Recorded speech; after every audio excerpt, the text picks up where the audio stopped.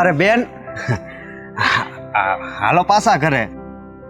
ના ભાઈ, હું ઘરે જ ગઈ હતી. બહુ દિવસ થયા ને, મને એમ થયું હતું કે લાવ હું મારા ભાઈને મળતી આવું, પણ તમે હતા નહીં એટલે હું પાછી આવી ગઈ. અરે તો હાલો, હવે તો હું આવી ગયો છું ને, હાલો ઘરે. હા ભાઈ, તમે આવી ગયા છો. તમે આવવામાં છે ને થોડું મોડું કરી દીધું, કારણ કે હવે તમારા ઘરમાં મારા માટે કોઈ સ્થાન નથી. સ્વીટીએ મને ચોખ્ખી ના પાડી દીધી છે કે આજ પછી આ ઘરમાં પગ ના મૂકતા. એટલે હવે હું નહીં આવું ભાઈ, એ ઘરમાં હવે હું પાછા પગ નહીં મૂકું. અરે હું કેવો ભાગ્યો ભાઈ છું કે જી બેનની મદદ નથી કરી શકતો. અને બેન, મને માફ કરજો. હું જો સ્વીટીને હવે સમજાવીશ ને તો મારું ઘર ભાંગશે. ના ભાઈ, સ્વીટીને સમજાવવાની હવે કોઈ જરૂર નથી. અને હું એવું શું કામ ઈચ્છું કે મારા ભાઈ ભાભીનું ઘર ભાંગે? એટલે જ તો હું પાછી આવી ગઈ. અને તમારા બે જણની ખુશીમાં જ મારી ખુશી છે. અને તમે મારી ચિંતા ના કરશો. મારું તો શું છે, હું તો આ અભાગી છું, કિસ્મતની મારી છું. ભગવાન જ્યાં સુધી મારી પરીક્ષા લેશે ને ત્યાં સુધી હું આપીશ. પણ બેન, તમે આમ એકલા અત્યારે ક્યાં જશો? ભાઈ, મને પણ નથી ખબર કે હું ક્યાં જઈશ, શું કરીશ. અને બેન, હું શું કહું છું, તું કહેતી હોય ને તો આ સ્વીટી યારે હું છૂટાછેડા લઈને. ના ભાઈ, મારા લીધે થઈને તમે તમારો સંસાર શું કેમ બગાડો છો? મારે તો હવે સંસારમાં કંઈ રહ્યું જ નથી. તમે સ્વીટી સાથે એવું ના કરશો ભાઈ. મારું તો શું છે, હું તો ગમે ત્યાં રહી લઈશ. પણ આમ એકલા છોડતા મારો જીવ નથી હાલતો બેન. ભાઈ, હવે મારી તો જિંદગી જ આવી છે. એકલા રહેવાનું છે અને એકલા જ જીવન પસાર કરવાનું છે. તમે મારી ચિંતા ના કરશો. તમે તમારું ધ્યાન રાખજો ભાઈ. પણ હું કહું છું કે ગમે ત્યારે કાંઈ પણ તું તકલીફમાં હો ને ત્યારે મને કહેજે, હું તારી મદદ કરીશ. આમ તો હું તારી કાંઈ મદદ કરી નથી શકતો. હા ભાઈ બેન, મને એવું કંઈ પણ લાગશે ને તો હું જણાવીશ તમને. ભલે બેન, તારું ધ્યાન રાખજે. હા.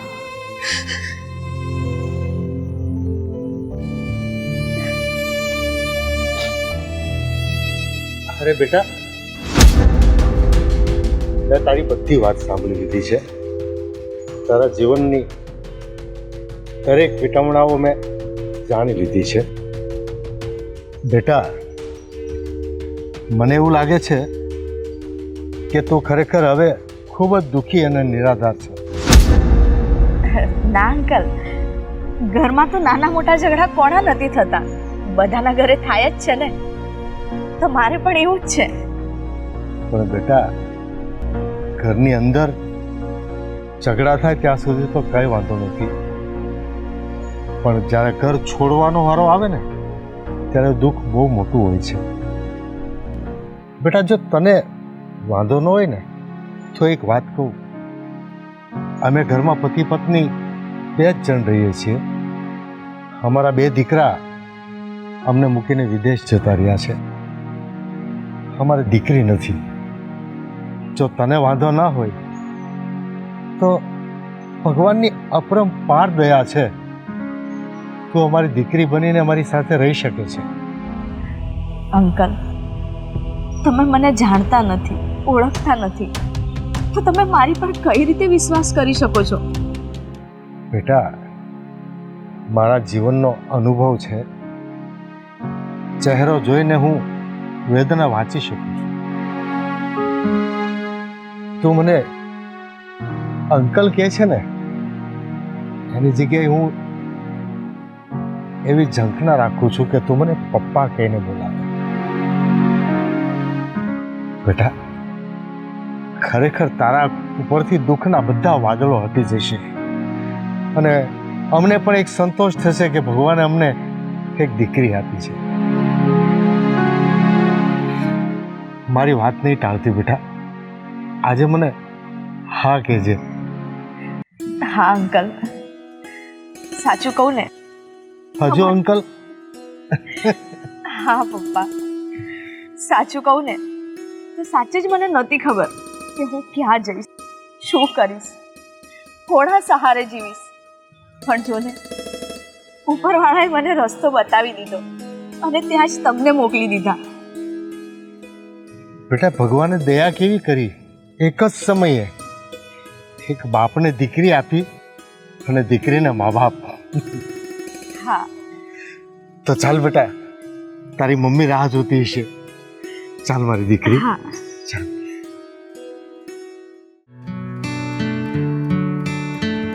બેસ બેટા, બેસ. રાધા, આ જો તો કોણ આવ્યું છે?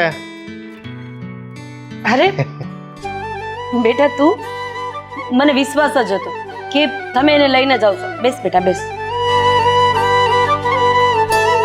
એને તે દિવસ આપણે મૂકીને આવ્યા ને, ત્યારથી મારો જીવ એનામાં જ હતો.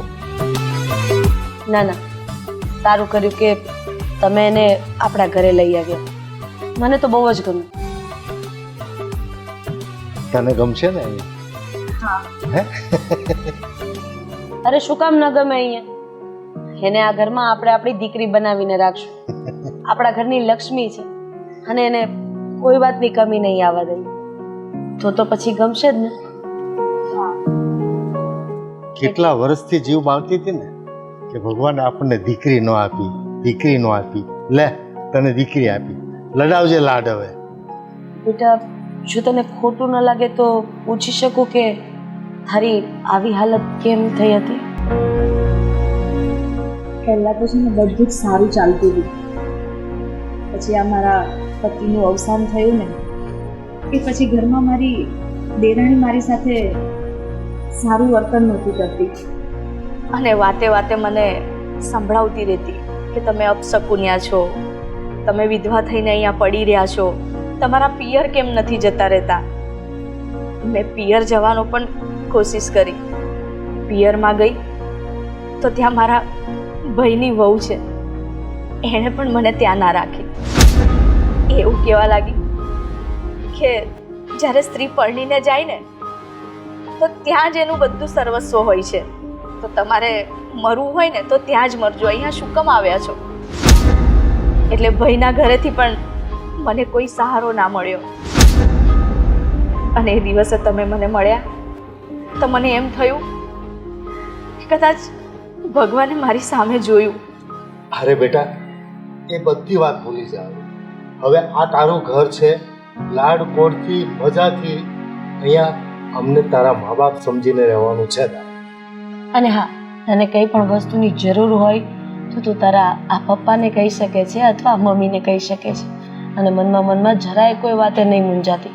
હા ના, હું તમારા બેનું એવું જ ધ્યાન રાખીશ, મારા મમ્મી પપ્પા કરતાં પણ વધારે. હું તમને બેને એટલું જ સાચવીશ. આ વાતની ખુશી મારી કરતાં તો તારા પપ્પાને વધારે છે. કારણ કે એ ઘણી વખત મને એવું કહેતા હતા કે ભગવાને સંતાનમાં જો એક દીકરી આપી હોત ને તો એ તારી કરતાં મારું વધારે ધ્યાન રાખે. અને ખરા દિલથી પ્રાર્થના કરી તો જો ભગવાને સાંભળી પણ લીધી અને તારા જેવી સંસ્કારી દીકરી પણ આપી દીધી. એટલે હવે મીઠી મીઠી વાતોથી એનું પેટ નહીં ભરે. કંઈક સારી વસ્તુ બનાવીને ખવડાય. બચારી ભૂખી આવી છે. તમે લોકો બેસો, હું રસોઈ બનાવી નાખું. આજે હું બનાવું રસોઈ, તમે બે જણા મારા હાથની રસોઈ જમો. અરે, પહેલા જ દિવસે? હા. સારું, ચાલો.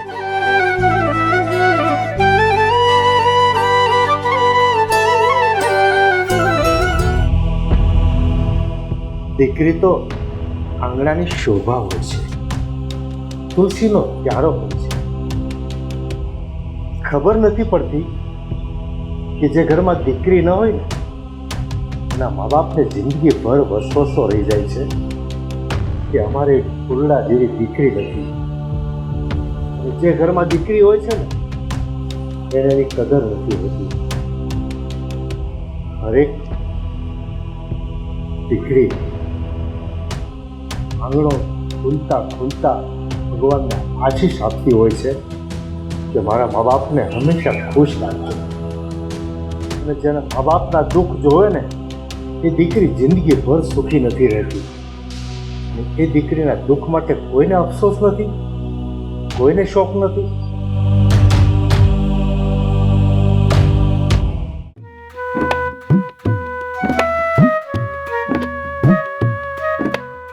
તમને કહું, ઓલો ફોન લેવા જવાનો છે એપલનો, ક્યારે લઈ જાઓ છો?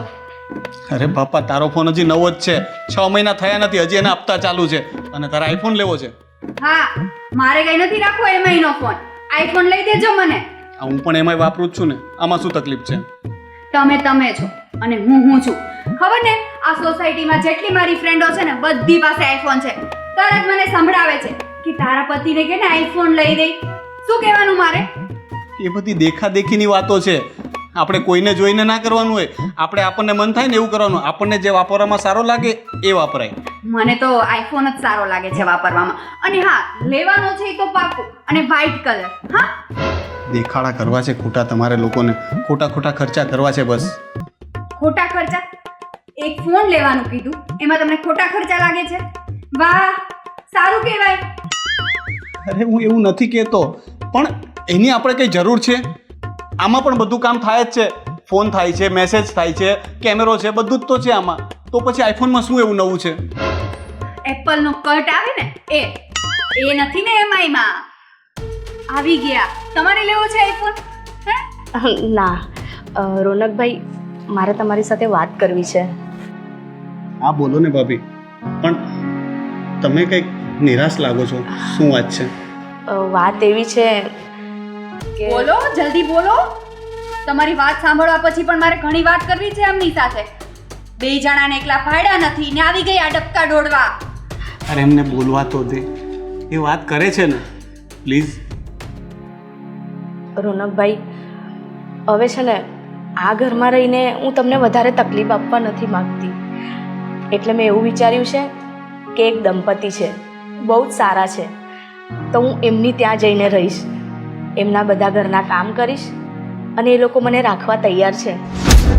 અરે ભાભી, હા તમે કેવી વાત કરો છો? આ તમારું ઘર છે. તમે આ ઘર છોડીને મને છોડીને જશો, તમારા દીકરાને? એવું નથી રોનકભાઈ, મને હવે એવું લાગે છે કે મારા લીધે થઈને તમને બેને તકલીફ થાય ને, એ કામ મારે નથી કરવું, અને હું તમને બેને ખુશ જોવા માંગુ છું. વાહ ભાભી, પહેલી વાર સારી વાત કરી. અને તમને શું એટલું બધું છે? જાય છે તો પછી જવા દો ને. આઈ વાહ, ટોટા થવાની તો બહુ આદત છે તમારી. અરે પણ વાતને સમજવાની કોશિશ તો કર. એ લોકો કોણ છે, કેવા છે, આપણે ઓળખીએ છીએ? આપણે એમને જાણતા પણ નથી, તો પછી તમને હું કેવી રીતે એમની સાથે રહેવા જવાની રજા આપી શકું? રોનકભાઈ, મેં બધી જ તપાસ કરી લીધી છે. એ લોકો બહુ જ સારા છે, સંસ્કારી છે, અને બે માણસ જ છે. એટલે એ લોકોએ મને કહ્યું કે અમને કોઈ જ વાંધો નથી, અને હું ત્યાં રહીશ. તમને ક્યારેક એવું લાગે તો તમે આવજો ને મને ત્યાં મળવા. ના, અમે કોઈ નહીં આવીએ. તમે જઈ શકો છો તમ તારે. હા, અને તમારે પછી આ ઘરમાં તો આવવાનું જ નહીં, કેમ કે આ ઘરમાં હવે પછી તમારો હક છે પણ નહીં. તમારા પતિદેવ તો ગયા, પણ તમને લેતા ન ગયા, એટલું મને દુઃખ છે. યા પ્લીઝ, બોલવામાં થોડું ભાન તો રાખ. ભાભી છે, વડીલ છે આપણા. ખબર છે મને, ભાભી છે. હા, મને તો નહોતી ખબર નહીં, એટલે તમે કહ્યું કે ભાભી છે. ભાભી છે તો શું થયું?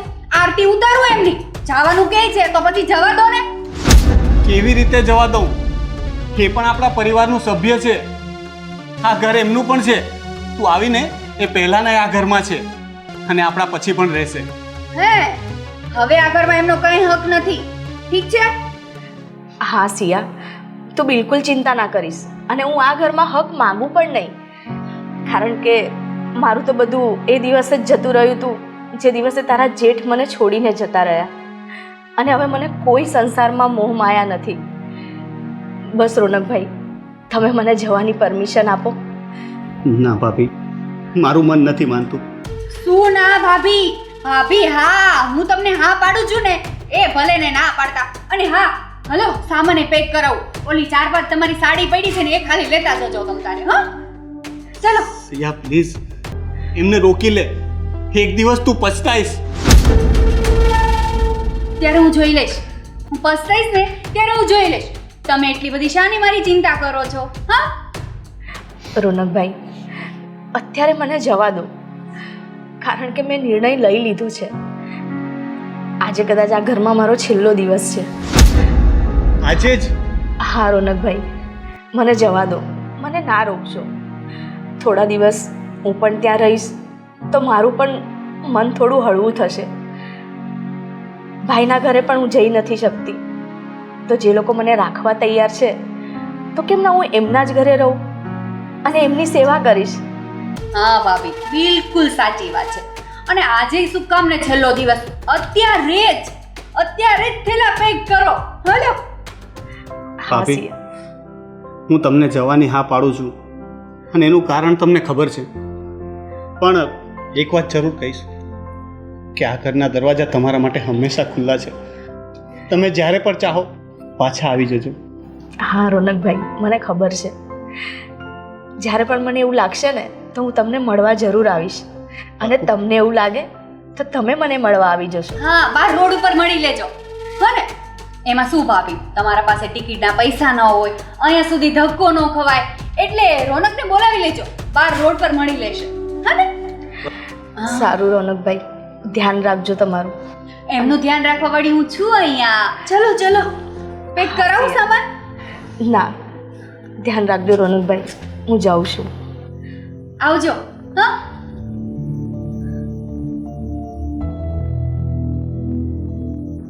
હસ, ભલા ગઈ શાંતિ ઘરમાં. હશ. સિયા, આ તે સારું નથી કર્યું. તે ભાભીની લાગણી, એમની પ્રેમ, એમને મમતાના બદલે આ પ્રોપર્ટી પસંદ કરી. બહુ ખોટું કર્યું છે તે. મેં કાંઈ ખોટું નથી કર્યું. જે બી કર્યું ને એ આપણા માટે જ વિચાર કર્યો છે. આ પ્રોપર્ટી કામ આવશે. આ ભાભીની લાગણી, એમની મમતા કઈ કામ નથી આવવાની. અને કોઈની હાય લઈને આપણે કેવી રીતે ખુશ રહીશું? એ મારી માં સમાન છે. એમનાથી દૂર રહીને હું કેવી રીતે ખુશ રહીશ? તું જ કે.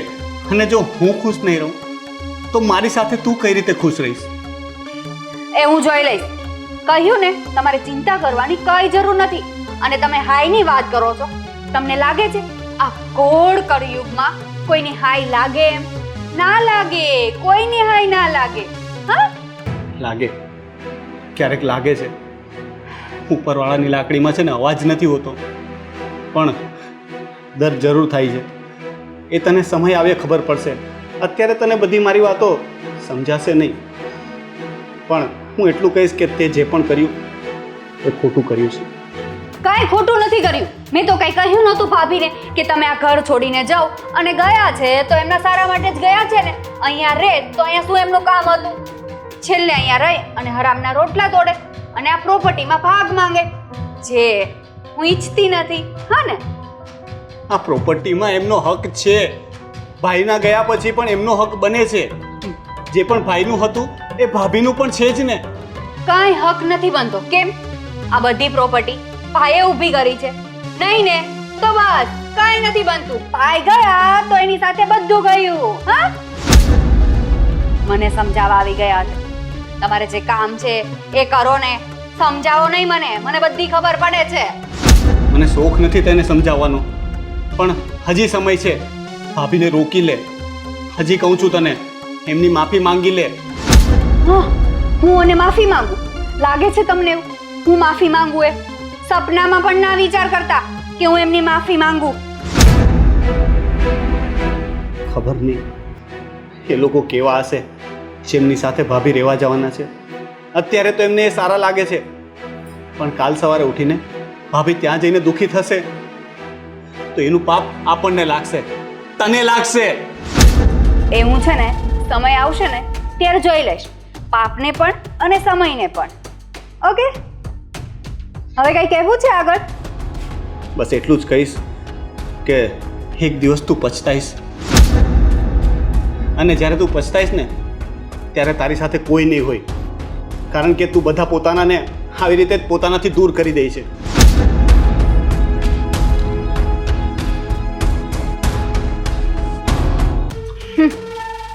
હું પસ્તાઈશ ને ત્યારે હું જોઈ લઈશ. મને નથી લાગતું કે મારે પસ્તાવાનો વારો આવે.